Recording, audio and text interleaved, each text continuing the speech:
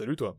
Si t'es comme moi, et comme la plupart des autres gens, t'as sûrement commencé la musculation dans ta chambre, à faire des exercices simples et sans matériel, comme des pompes ou des abdos. Et au bout d'un moment, tu t'es mis à aller à la salle. Et dans ce cas-là, t'as sûrement arrêté de faire des pompes, pour les remplacer par du développé couché, du pec deck ou même des dips. Et c'est ce que font la plupart des gens, une fois qu'ils ont accès à tout le matériel offert par une salle. Ils mettent de côté les pompes et se mettent à les voir comme un exercice pour les débutants. On se met à penser qu'on a passé un niveau, là où les pompes ne marchent plus, où elles sont plus efficaces pour nous, et on a évolué au-dessus de cet exercice. Et c'est aussi ce que j'ai fait.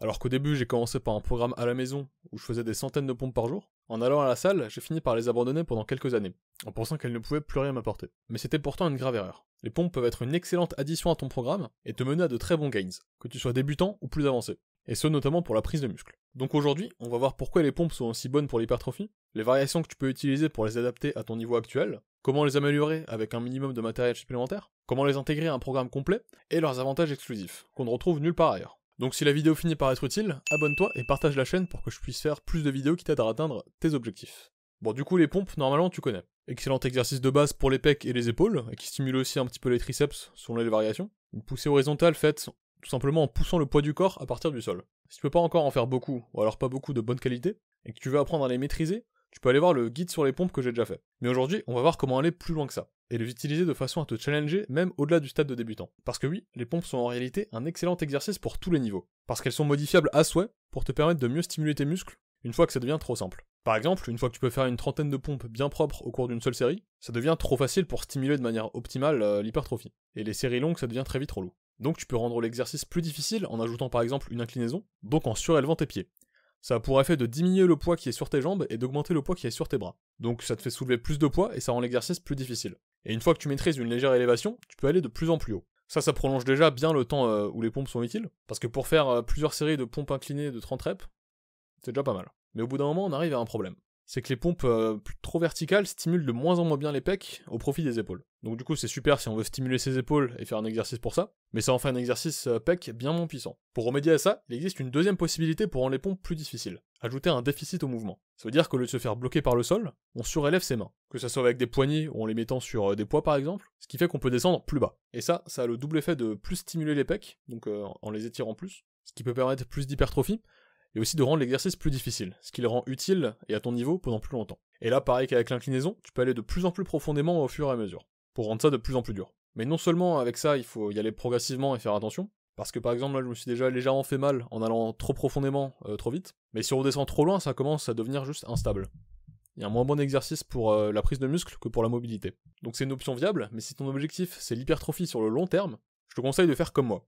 Avoir certes un léger déficit, donc par exemple avec des poignées de pompe de taille modeste, de façon à avoir une amplitude parfaite sans se faire bloquer par le sol, mais aussi combiner ça avec la troisième technique d'augmentation de la difficulté, le lest. Et c'est bien ça qui va rendre les pompes utiles sur le très long terme. Parce que contrairement à l'inclinaison et au déficit, le lest est en théorie infini. T'es jamais bloqué par une limite physique, tu peux toujours rajouter plus de poids. Ça reste le même mouvement, mais juste plus difficile parce que le poids à soulever est plus grand. Et donc avec ça, tu peux augmenter en poids progressivement au fil du temps. Par exemple, dès que tu arrives à 3 séries de 15 répétitions avec un certain poids, tu ajoutes quelques kilos pour la prochaine fois. Et avec cette méthode, t'es bon pour la vie. Pour ça, tu peux utiliser une veste lestée au début, puis utiliser un sac à dos bien solide et mettre des poids dedans. Ça c'est le plus simple, mais si t'as accès à des parallettes ou de quoi surélever tes pieds, tu peux aussi faire un setup pour utiliser une ceinture de lest plus classique, et la mettre autour de ton torse. Tu peux aussi combiner les pompes lestées avec une inclinaison ou alors un déficit plus important. C'est comme tu veux, et ça marche bien puisque ça augmente la difficulté du truc. Et donc au final, c'est comme monter en poids progressivement sur le développé couché. Et ça peut même devenir ton exercice principal pour les pecs. Mais du coup, si c'est comme lester un développé couché, pourquoi pas juste faire ça à la place?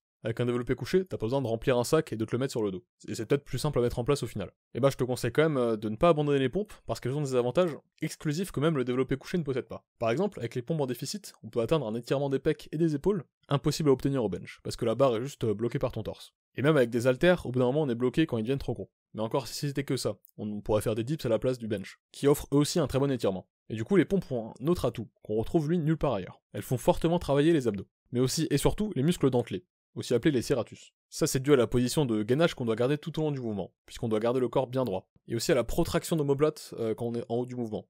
Et c'est ça le mouvement qui fait fortement travailler les serratus, puisque c'est leur fonction musculaire, la protraction d'omoplate. Et ça c'est plutôt un gros avantage, parce que la plupart des gens n'isolent pas leurs serratus et arrêtent les pompes, qui sont les deux moyens principaux de les développer.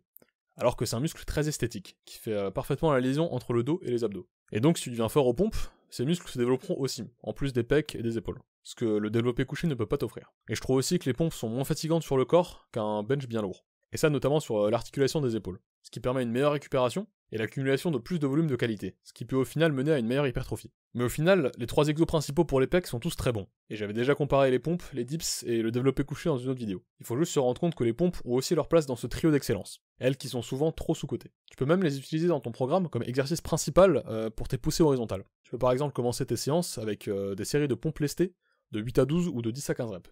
Et tu peux aussi les faire en fin de séance, ou alors en exercice secondaire pour les pecs en milieu de séance. Et vu que tu seras un petit peu fatigué, tu pourras même ne pas avoir besoin de poids et le faire pour des répétitions plus élevées. Et bien sûr, tu peux aussi les combiner avec des dips ou des développés couchés pour un programme plus complet, comme je te l'avais déjà expliqué dans ma vidéo sur le rattrapage des points faibles pecs. Et enfin, je te conseille fortement d'utiliser des poignets pour pompe. Ça se trouve pour vraiment pas cher, et c'est mieux parce qu'au bout d'un moment, si on abuse des pompes, on peut vite choper une tendinite au poignet. Et ça, je peux te dire que c'est vraiment pas fun, surtout quand ça dure plusieurs semaines. Et une fois que tu auras atteint un bon niveau, ou alors que t'as pas accès à des poids, tu peux aussi faire une variation plutôt difficile des pompes, les pompes aux anneaux. Les faire sur les anneaux, ça te permet d'atteindre un très grand étirement aussi, et au fil du temps, tu peux accentuer ça en écartant de plus en plus les bras, jusqu'à arriver à une sorte d'hybride entre pompe et fly, ce qui permet d'avoir un énorme mouvement de convergence qui est parfait pour développer le pec. Mais ces mouvements sont si durs que tu auras sûrement jamais besoin de les lester pour qu'ils soient efficaces. Les pompes sont donc un excellent exercice qu'on abandonne trop souvent dès qu'on a accès à plus de matériel. Mais ça, c'est une grave erreur. Y a qu'à regarder tous ceux qui font de la calisthénie et qui se construisent des pecs de fou, avec seulement des variations de pompes ou de dips. Comme on l'a vu aujourd'hui, tu peux les modifier à souhait pour les adapter à ton niveau,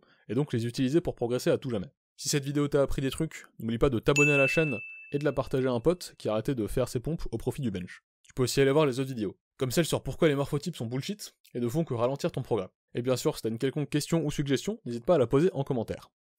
Et sinon, merci d'avoir regardé, c'était Soub, et à la prochaine.